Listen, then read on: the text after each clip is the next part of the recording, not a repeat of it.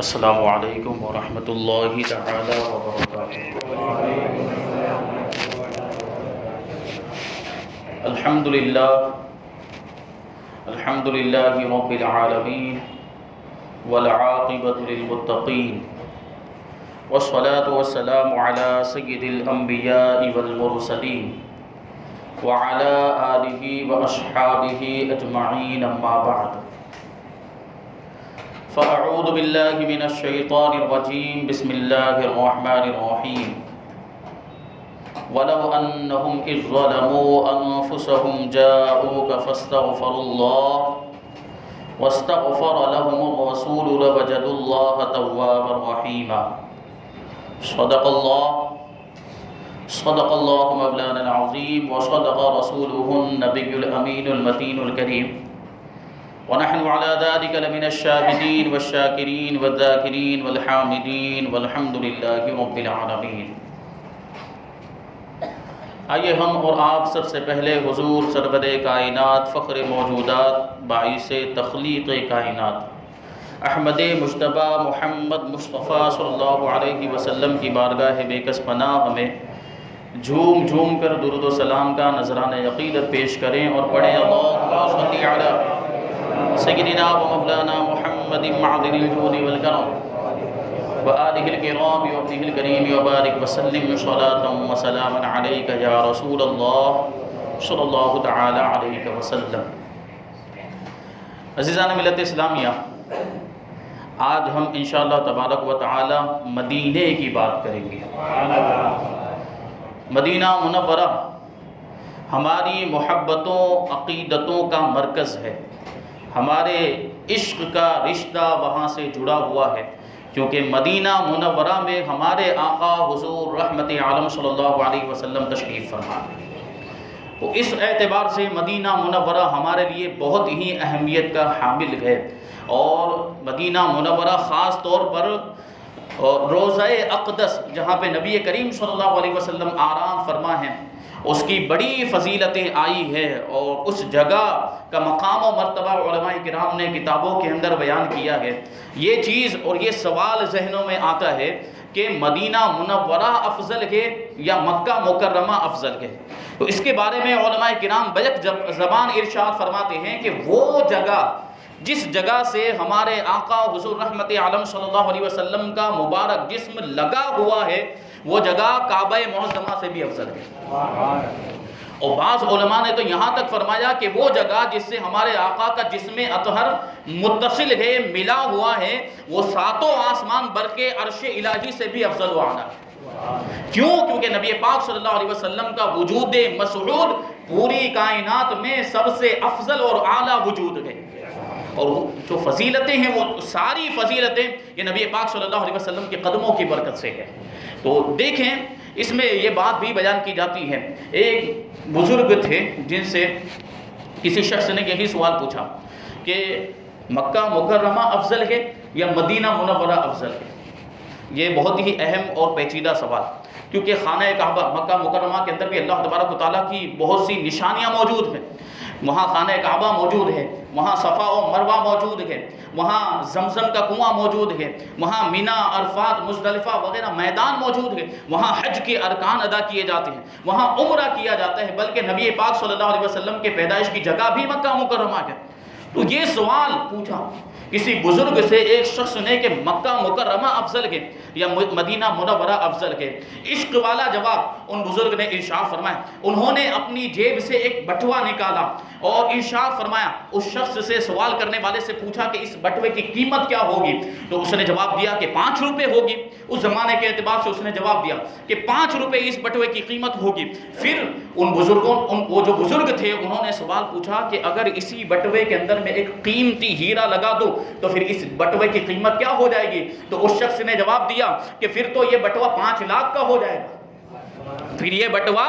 5 لاکھ کا ہوگا، ذہن قریب کر رہا ہوں، سمجھنے کی کوشش کریں۔ تو جب یہ سوال و جواب ہو گئے تو ان بزرگ نے جواب دیا کہ بالکل یہی مثال ہے، نبی پاک صلی اللہ علیہ وسلم کے وجود مسعود کی یہی برکت ہے کہ جب نبی پاک صلی اللہ علیہ وسلم مکہ مکرمہ کے اندر موجود تھے تو مکہ مکرمہ افضل تھا، اور جب نبی پاک صلی اللہ علیہ وسلم ہجرت فرما کے مدینہ منورہ تشریف لے آئے تو مدینہ منورہ افضل ہو گیا،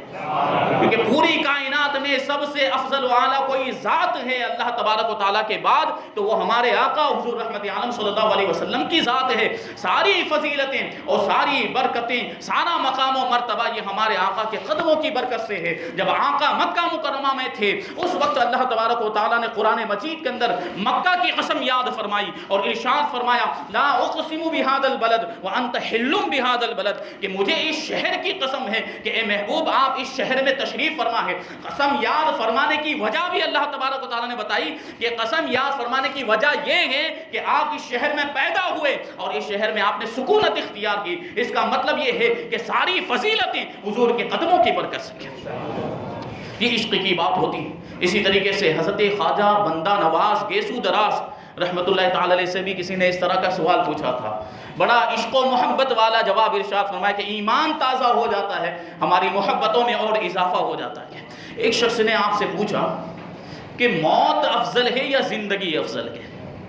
موت افضل ہے یا زندگی افضل ہے؟ تو حضرت خواجہ بندہ نواز گیسو دراز رحمت اللہ تعالی علیہ ارشاد فرماتے ہیں کہ جب تک نبی پاک صلی اللہ علیہ وسلم ظاہری طور پر اس دنیا میں تشریف فرما تھے تو زندگی افضل تھی،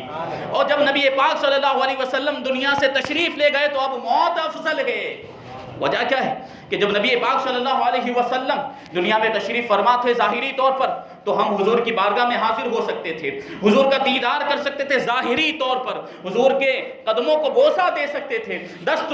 بوسی کر سکتے تھے، ظاہری طور پر آپ کی باتوں کو سن سکتے تھے، لیکن جب ظاہری طور پر دنیا سے حضور پاک صلی اللہ علیہ وسلم تشریف لے گئے تو اب ظاہری طور پر حضور کی بارگاہ میں حاضر نہیں ہوا جا سکتا ہے۔ لیکن ہمارا یہ عقیدہ ہے اور حدیث سے یہ بات ثابت ہے کہ مومن جب مر کر قبر میں جاتا ہے تو اسے قبر میں نبی پاک صلی اللہ علیہ وسلم کے چہرے کی زیارت کرائی جاتی ہے۔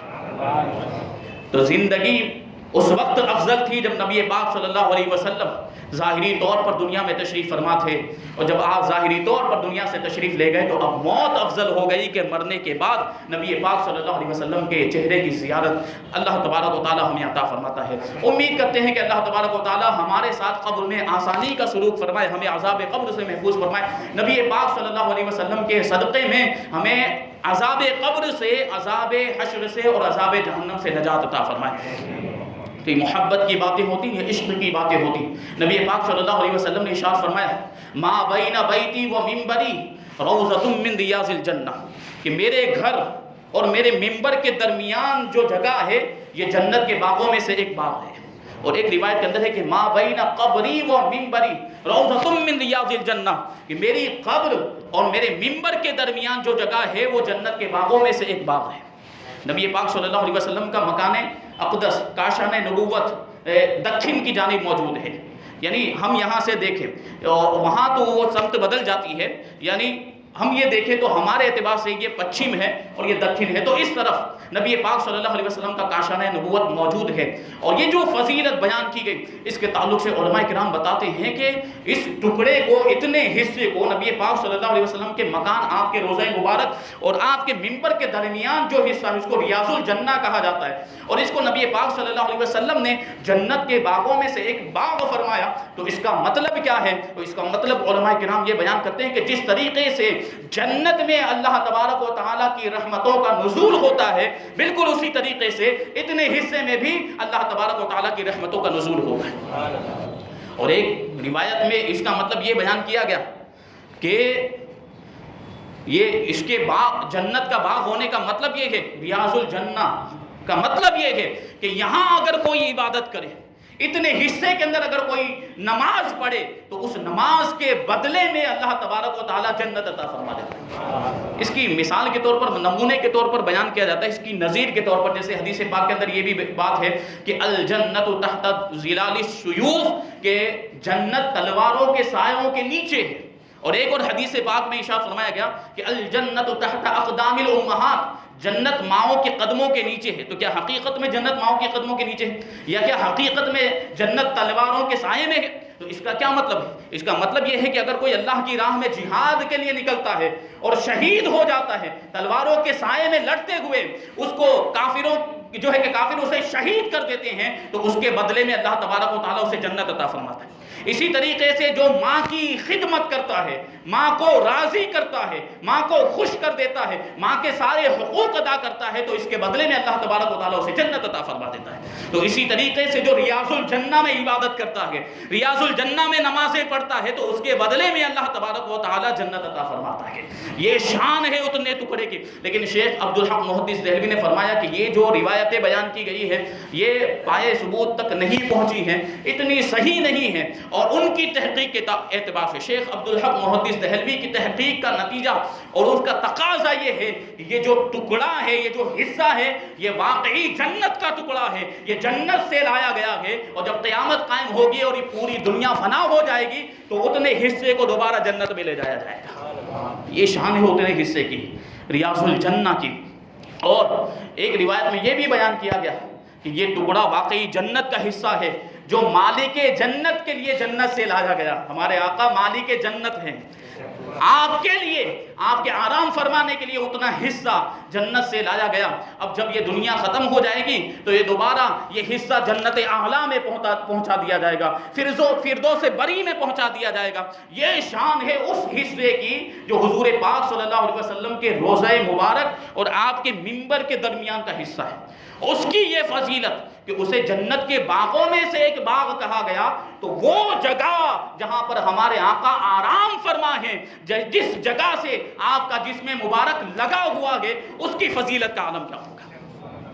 جب یہ جنت کے باغوں کا ایک باغ ہے تو نبی پاک صلی اللہ علیہ وسلم کی تربت کتنا اعلیٰ مقام و مرتبہ رکھتی ہوگی۔ اسی لیے عشق والوں نے کہا ہے کہ وہ جگہ جس میں اطہر لگا ہوا ہے وہ ساتوں آسمان بر کے عرش الہی سے بھی افضل و اعلیٰ ہے۔ یہ شان، یہ مقام و مرتبہ، یہ عظمت و بزرگی مدینہ منورہ کو ملی ہے، نبی پاک صلی اللہ علیہ وسلم کے قدموں کے صدقے میں ملی ہے۔ اب آپ دیکھیں ایسی مبارک جگہ، ایسا مقدس مقام، ایسی برکت والی جگہ، اس کے بارے میں اب کچھ لوگ یہ کہتے ہوئے نظر آتے ہیں کہ مدینے کا سفر کرو تو مسجد نبوی کی نیت سے کرو، نبی پاک صلی اللہ علیہ وسلم کے روزے کی نیت سے مت کرو۔ یہ بعض لوگ کہتے ہوئے نظر آتے ہیں، انتہائی بیوقوفی والی، حماقت والی بات ہے۔ اور دلیل کے طور پر حدیث پاک پیش کرتے ہیں، لا تشد الرحال الا الى ثلاثه مساجد، کہ صرف 3 مسجدوں کے ارادے سے تم سفر کرو، مسجد حرام، مسجد نبوی اور مسجد اقصی۔ اور اس سے دلیل لاتے ہیں کہ مدینہ منورہ کا جو سفر ہے وہ صرف مسجد نبوی کے ارادے سے ہو، روضہ اقدس کے ارادے سے نہ ہو۔ اس طریقے سے لوگوں کے دلوں سے نبی پاک صلی اللہ علیہ وسلم کی تعظیم اور آپ کی عظمت کو نکالنے کی کوشش کی جاتی ہے، اور یہ جو ہے کہ اس طریقے سے غلط حدیثوں کا غلط مطلب لوگوں کے سامنے پیش کیا جاتا ہے، حالانکہ اس کا یہ مطلب نہیں۔ حدیث پاک کا مطلب یہ ہے کہ زیادتی ثواب کی نیت سے ان تینوں مسجد کے علاوہ کسی اور مسجد کا سفر نہ کیا جائے۔ مطلب یہ ہے کہ سب سے زیادہ ثواب نمازیں پڑھنے کا، عبادتیں کرنے کا اگر ملتا ہے تو ان تینوں مسجدوں کے اندر ملتا ہے، باقی مسجدوں میں بھی عبادت کا ثواب ملتا ہے لیکن ان مسجدوں سے کم ملتا ہے۔ اس کا یہ مطلب ہے اس حدیث پاک کا۔ اب اس سے جو ہے کہ اس کے ظاہر کو لے لیا اور کہہ دیا کہ مدینہ منورہ کا جو سفر کیا جائے تو صرف مسجد نبوی کے ارادے سے کیا جائے، روضہ اقدس کے ارادے سے نہ کیا جائے۔ اگر ان کی اس بات کو سچ مان لیا جائے تو پھر جہاد کے لیے سفر کرنا بھی بدعت ہو جائے گا، اور علم حاصل کرنے کے لیے سفر کرنا بھی بدعت ہو جائے گا۔ اور یہ لوگ جو قافلے لے کر نکلتے ہیں، جو جماعتیں لے کر نکلتے ہیں، وہ سفر بھی ناجائز اور بدعت ہو جائے گا، کیونکہ وہ بھی تو ان تینوں مسجدوں کے علاوہ ہی ہے۔ تو ان کو اس سے سبق حاصل کرنا چاہیے کہ یہ کیسی بات کر رہے ہیں بے وقوفی والی، کہ خود ان کے اوپر اعتراض ہوتا ہے۔ کیا یہ ان تینوں مسجدوں کے علاوہ دوسرے کوئی اسفار کرتے ہی نہیں، دوسرا کوئی سفر نہیں کرتے؟ یقیناً کرتے ہیں، تو پھر اس کے تعلق سے ان کا کیا فتویٰ ہوگا؟ کیا وہ جو سفر یہ کرتے ہیں یا وہ سفر ناجائز و بدعت نہیں ٹھہریں گے؟ ان کے فتوے کے اعتبار سے دیکھیں بزرگان دین نے روضہ اقدس کے ارادے سے سفر کیا ہے، اولیاء کرام نے، بلکہ صحابہ کرام نے نبی پاک صلی اللہ علیہ وسلم کے روزے کا قصد کرتے ہوئے مدینہ منورہ کا سفر کیا۔ حضرت بلال حبشی رضی اللہ تعالیٰ عنہ جب نبی پاک صلی اللہ علیہ وسلم کا وصال ہو گیا تو ایک بے چینی اور بے قراری کی کیفیت، لوگوں پر غم کا پہاڑ ٹوٹ گیا تھا۔ اب جینے میں کوئی لطف اور کوئی مزہ نہیں آ رہا تھا، کیونکہ نبی پاک صلی اللہ علیہ وسلم ظاہری طور پر دنیا سے تشریف لے جا چکے تھے، ہر کسی کے دل غم زدہ ہیں، ہر کسی کی آنکھیں اشک بار ہیں۔ ایسے میں حضرت بلال اب حبشی رضی اللہ تعالیٰ عنہ جو سچے عاشق رسول تھے، جن کے عشق کی داستانیں بڑی مشہور ہیں، حضرت بلال حبشی رضی اللہ تعالیٰ عنہ مدینہ منورہ میں رہتے تو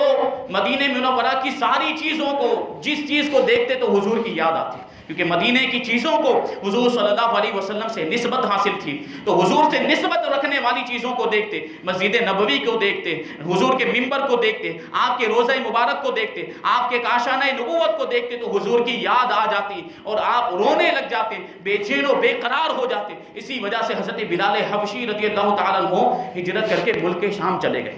مدینہ منورہ کو چھوڑ کر ملک شام ہجرت کر گئے۔ اب آپ ملک شام میں رہتے تھے، وہیں کئی سال گزار دیے کہ ایک مرتبہ رات میں سوئے ہوئے تھے کہ خواب میں نصیبہ بیدار ہوا اور اللہ کے رسول صلی اللہ علیہ وسلم خواب میں تشریف لائے اور ارشاد فرمایا، اے بلال، یہ کیسا دستور وفا ہے کہ تم ہماری زیارت کو نہیں آتے، یہ کیسی وفا ہے اور کیوں یہ جفا کا معاملہ کیا جا رہا ہے کہ تم ہمیں دیکھنے کے لیے بھی نہیں آتے، ہم سے ملاقات کرنے کے لیے بھی نہیں آتے۔ حضرت بلال بیدار ہوئے تو بے چین و بے قرار کہ میرے آقا نے مجھے یاد فرمایا ہے، اٹھتے کے ساتھ ہی فوراً سامان سفر تیار کیا اور مدینہ منورہ کے لیے روانہ ہو گئے۔ اب بتائیے یہ سفر کون سے ارادے سے تھا؟ یہ حضور کے روزے کے دیدار کے ارادے سے تھا، اور حضرت بلال حبشی فوراً سفر کرتے ہوئے ملک شام سے مدینہ منورہ پہنچے اور سب سے پہلے اگر کہیں پر حاضر ہوئے ہیں تو حضور کے روزے پر حاضر ہوئے اور وہاں کی خاک اٹھا کر اپنے چہرے سے لگائی اور زارو قطار رونے لگے نبی پاک صلی اللہ علیہ وسلم کی یاد میں، اور اس چیز کو یاد کرتے ہوئے کہ میرے آقا نے مجھے یاد فرمایا ہے، میرے آقا نے مجھے بلایا ہے زیارت کے لیے، دیدار کے لیے، اور اسی کیفیت میں تھے، رو رہے تھے، زارو قطار آنکھوں سے آپ کے اشک جاری تھے کہ اسی اسنا میں، اسی درمیان حضرت امام حسن اور امام حسین رضی اللہ تعالیٰ عنہما تشریف لائے۔ حضرت بلال رضی اللہ تعالیٰ عنہ نے وارفتگی کے عالم میں ان دونوں شہزادوں کی پیشانیوں کو بوسہ دیا۔ اب پورے مدینہ کے اندر خبر پھیل گئی کہ حضرت بلال آئے ہیں، ملک شام سے حضرت بلال مدینہ منورہ آئے، تو سارے لوگ حضرت بلال سے ملاقات کرنے کے لیے، آپ کا دیدار کرنے کے لیے جمع ہو گئے اور ایک سیلاب امڑ پڑا لوگوں کا۔ اب لوگ حضرت بلال رضی اللہ تعالیٰ عنہ سے ملاقات کر رہے ہیں۔ اب لوگوں کے دل میں یہ خواہش پیدا ہوئی کہ جس طریقے سے حضرت بلال حضور اقدس صلی اللہ علیہ وسلم کے زمانے میں اذان دیا کرتے تھے، کاش کہ حضرت بلال اسی طریقے سے آج بھی اذان دے دیں۔ حضرت بلال کی آواز میں ایک سوز تھا، ایک گداز تھا، ترنم والی آواز تھی کہ جب حضرت بلال اذان دیا کرتے تھے تو ایک سحر کی کیفیت طاری ہو جاتی، جو بھی اذان کو سنتا تھا وہ بے خود ہو جایا کرتا تھا۔ یہ حضرت بلال رضی اللہ تعالیٰ عنہ کی اذان کا عالم تھا۔ تو مدینے کے لوگوں نے یہ خواہش ظاہر کی کہ حضرت بلال اذان دے تاکہ ہمیں وہ اذان دوبارہ سننے کا موقع ملے جو آپ حضور صلی اللہ علیہ وسلم کے زمانے میں دیا کرتے تھے۔ لیکن لوگوں کو یہ بھی خیال آیا، یہ بات بھی لوگوں کے ذہن میں آئی کہ ایک مرتبہ حضور اقدس صلی اللہ علیہ وسلم کے وصال کے بعد حضرت ابو بکر صدیق رضی اللہ تعالیٰ عنہ نے حضرت بلال کو اذان دینے کے لیے کہا تھا۔ تو حضرت بلال نے اس وقت جواب دیا تھا، اے ابو بکر، کیا آپ نے مجھے خرید کر آزاد کیا تو اپنے لیے آزاد کیا تھا یا اللہ کے واسطے آزاد کیا تھا؟ تو حضرت ابو بکر صدیق رضی اللہ تعالیٰ عنہ نے جواب دیا کہ میں نے تمہیں اللہ کے لیے آزاد کیا تھا۔ تو حضرت بلال حبشی نے کہا کہ اگر آپ نے مجھے اللہ کے لیے آزاد کیا تھا تو مجھے اذان دینے کے لیے نہ کہیں، کیونکہ میں نے نبی پاک صلی اللہ علیہ وسلم کے ظاہری طور پر دنیا سے تشریف لے جانے کے بعد اذان دینا بند کر دیا۔ اب میرے اندر یہ تاب نہیں ہے، میرے اندر یہ طاقت نہیں ہے کہ حضور کے علاوہ کسی اور کے لیے میں اذان کروں۔ یہ عشق کا عالم تھا حضرت بلال کا۔ لیکن لوگوں نے سوچا کہ اگر حضرات حسنین کریمین امام حسن مجتبیٰ اور امام حسین رضی اللہ تعالیٰ عنہما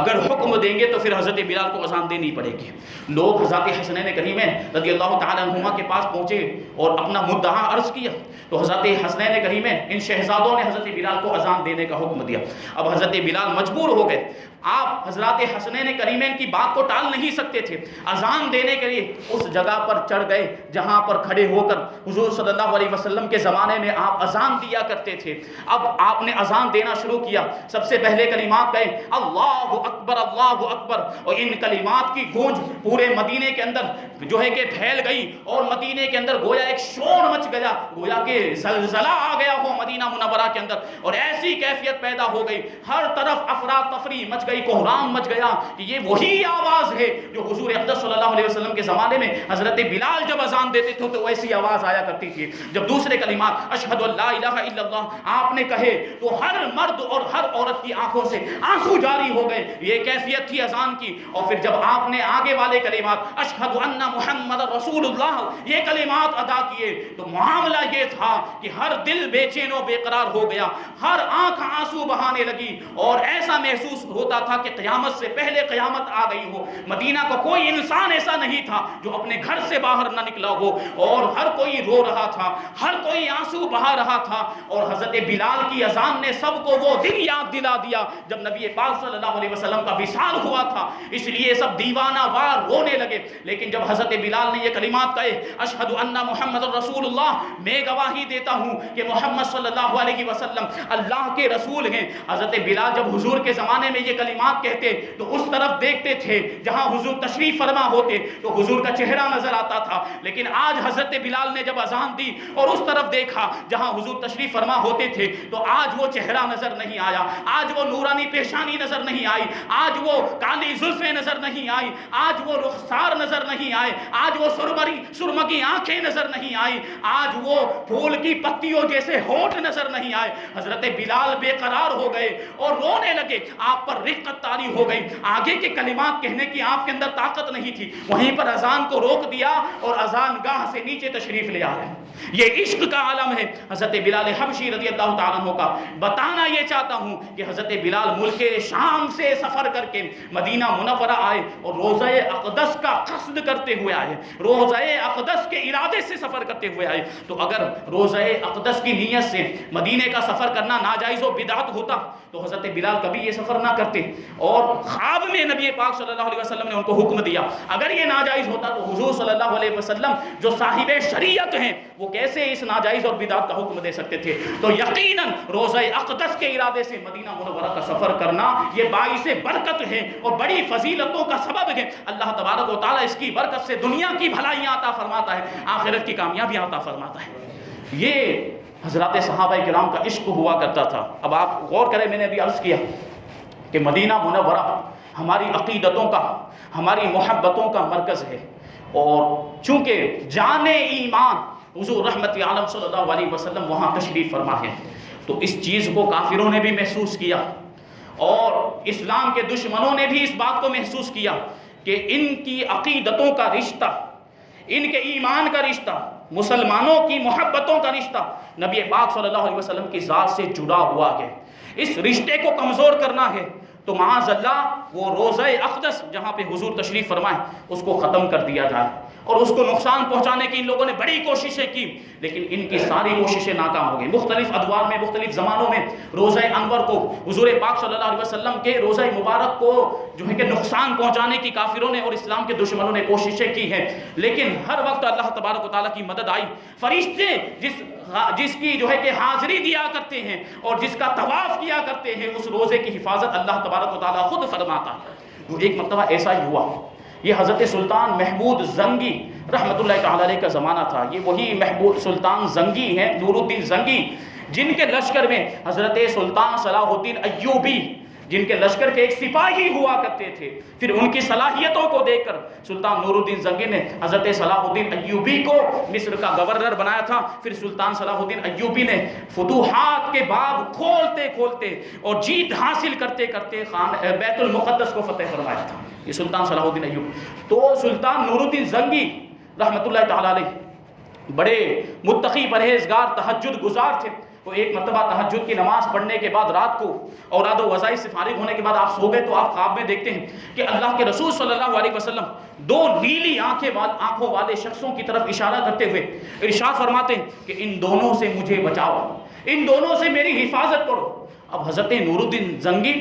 گھبرا کر اٹھے کہ یہ کیسا خواب ہے، دوبارہ سوئے تو دوبارہ وہی خواب دیکھا کہ حضور ارشاد فرماتے ہیں کہ ان دونوں شخصوں سے مجھے بچاؤ، میری حفاظت کرو۔ پھر آپ اٹھے، وضو فرمایا، دوبارہ سو سوئے تو دوبارہ وہی خواب دیکھتے ہیں کہ اللہ کے رسول صلی اللہ علیہ وسلم ارشاد فرماتے ہیں ان 2 شخصوں سے مجھے بچاؤ. 3 مرتبہ جب خواب دیکھا تو آپ کو یقین ہو گیا کہ یقیناً کوئی بات ہے جس کی وجہ سے حضور پاک صلی اللہ علیہ وسلم ان 2 شخصوں کی نشاندہی فرما رہے ہیں. یقیناً ان 2 شخصوں نے کوئی نہ کوئی گڑبڑ کی ہے. تو رات کو ہی سلطان نور الدین زنگی نے اپنے وزیر جس کا نام جمال الدین موصلی تھا اس کو بلایا اور اس سے پورا واقعہ بیان کیا. تو آپ کے وزیر نے کہا کہ اب وقت ضائع کرنے کی کوئی گنجائش نہیں ہے, فوراً مدینہ منورہ کی طرف روانہ ہو جائیے. تو سارا جو ہے کہ ساز و سامان لیا, رخت سفر باندھا اور بہت سا مال و دولت لے کر حضرت سلطان نور الدین زنگی صرف 20 لوگوں کا مختصر قافلہ لے کر مدینہ منورہ کی طرف روانہ ہو گئے اور 16 دن کا سفر کر کے مدینہ منورہ پہنچے. اور مدینہ منورہ پہنچنے کے بعد مدینے سے باہر ہی آپ نے غسل فرمایا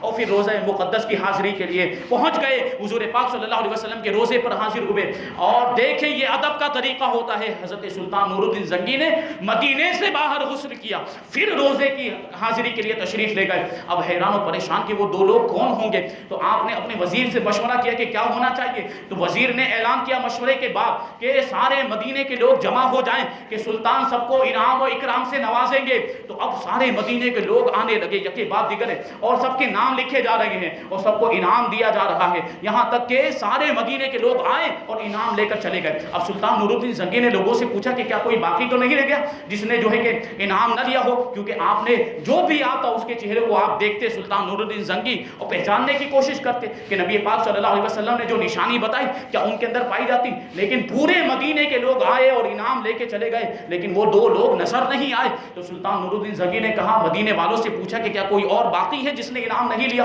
تو مدینے کے لوگوں نے کہا کہ سب ہو گئے, سب آ کر گئے, سب نے انعام لے لیا, لیکن 2 مغربی شخص ہیں جو مغرب کی جانب سے آئے ہیں, بڑے متقی پرہیزگار اور بڑے مالدار ہیں اور گوشہ نشین دیتے ہیں, زیادہ لوگوں سے ملاقات نہیں کرتے اور انہیں مال و دولت کی کوئی ضرورت نہیں ہے بلکہ وہ خود مالدار ہیں, لوگوں کو خود صدقہ دیا کرتے ہیں. اب سلطان نور الدین زنگی کو یہ احساس ہو گیا کہ وہ 2 لوگ کوئی اور نہیں بلکہ یہی ہیں جو اس طریقے سے روضہ اقدس کے قریب ایک مسافر خانے کے اندر ٹھہرے ہوئے تھے. تو سلطان نور الدین زنگی نے حکم دیا کہ ان کو بلایا جائے. اب ان کو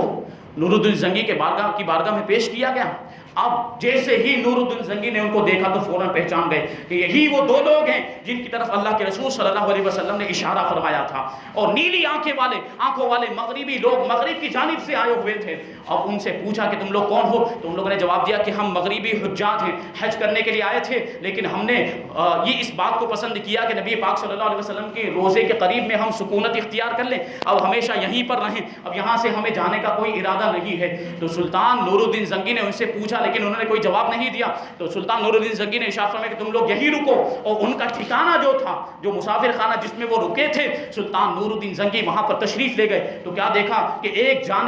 کنارے پر قرآن مجید رکھا ہوا ہے اور دوسرے کنارے پر پند و نصیحت کی کچھ کتابیں رکھی ہوئی, اور اس کے علاوہ مال و اسباب ہے اور سونا چاندی وغیرہ رکھا ہوا ہے, اور اس کے علاوہ دوسری کوئی چیز نہیں تھی. اب آپ حیران و پریشان اس حجرے کے اندر گھومنے لگے. اس کمرے کے اندر آپ جو ہے کہ گھوم رہے ہیں اور کوئی سراغ نہیں مل رہا تھا. اچانک آپ کو خیال آیا تو جو چٹائی اس حجرے کے اندر بچھائی ہوئی تھی, جو ٹاٹ بچھایا ہوا تھا, اس ٹاٹ کو سلطان نور الدین زنگی نے اٹھایا تو کیا دیکھتے ہیں اس کے نیچے ایک سرنگ بنی ہوئی تھی جو نبی پاک صلی اللہ علیہ وسلم کے روزے کی طرف جا رہی تھی.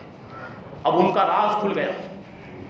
وہ جو 2 لوگ تھے ان کو سلطان نور الدین زنگی نے بلایا اور اب بڑے سخت انداز میں, کڑک لہجے میں ان سے پوچھا, باس پرس کی اور سزا کے بارے میں ان کو بتایا کہ اگر تم نے نہیں قبول کیا تو تمہیں سخت سے سخت سزا دی جائے گی. وہ بزدل تھے, وہ مان گئے اور انہوں نے کہا کہ ہم نصرانی ہیں, ہم عیسائی ہیں, اور نصرانیوں نے ہمیں بہت سارا مال و دولت دے کر یہاں بھیجا تھا کہ ہم معاذ اللہ نبی پاک صلی اللہ علیہ وسلم کے جسم میں وہ اطہر کو نکال کر یہاں سے لے جائیں. یہ سازش تھی, ایسی سازش اس زمانے میں کی گئی نبی پاک صلی اللہ علیہ وسلم کے روزے سے آپ کے جسم اخضر کو نکالنے کی, جسم اقدس کو نکال کر لے جانے کی یہ سازش کی گئی. اب حضرت سلطان نور الدین زنگی نے ان سے پوچھا کہ کیا تم نے طریقہ اختیار کیا. تو انہوں نے کہا کہ ہم مسلمانوں کے بھیس میں حاجی بن کر یہاں پر آئے اور یہ قریب کا جو مسافر خانہ وہیں پر ہم نے سکونت اختیار کی, اور روزانہ جنت البقیع میں صبح کے وقت ہم حاضر ہوتے ہیں. تو لوگ سمجھتے ہیں کہ ہم جنت البقیع میں قبروں کی زیارت کے لیے جاتے ہوں گے, مزارات کی زیارت کے لیے جاتے ہوں گے, نہیں, بلکہ بلکہ ہم نے اسی حجرے کے اندر جو سورنگ بنائی تھی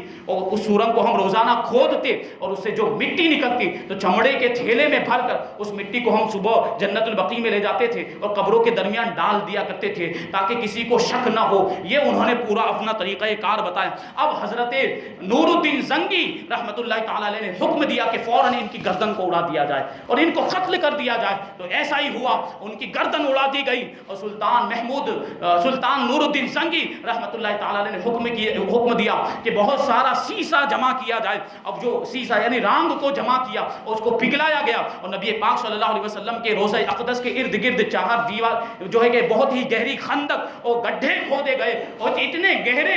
جو ہے کہ گڈھے کھودے گئے کہ پانی آ گیا, پانی نکل آیا اور پھر اس میں پگھلا ہوا سیسا ڈال دیا گیا حضور پاک صلی اللہ علیہ وسلم کے روزے کی چاروں جانب. اور اس طریقے سے نبی پاک صلی اللہ علیہ وسلم کے روزہ اقدس کو محفوظ کر دیا گیا کہ اس کے بعد اگر کوئی اس طریقے کی سازش کرنے کے لیے آئے تو وہ اپنے مقصد میں کامیاب نہ ہو سکے. سلطان نور الدین زنگی رحمۃ اللہ تعالی علیہ پوری زندگی اس واقعے کو یاد کرتے تھے اور رویا کرتے تھے کہ اللہ تبارک و تعالیٰ نے اس خدمت کے لیے کسی کو چنا ہے تو مجھ فقیر کو چنا ہے. یہ شان اور یہ حضور پاک صلی اللہ علیہ وسلم کا وہ روزہ ہے جس کا مقام و مرتبہ بہت بلند و بالا ہے, جس کی حفاظت اللہ تبارک و تعالیٰ خود فرماتا ہے. اللہ تبارک و تعالیٰ ہم سب کو اس روزہ پاک کی زیارت نصیب فرمائے, زندگی میں بار بار حج اور عمرہ کرنے کی توفیق عطا فرمائے, ہمارے سینوں کو عشق رسول کا مدینہ بنائے. وما علینا الا البلاغ.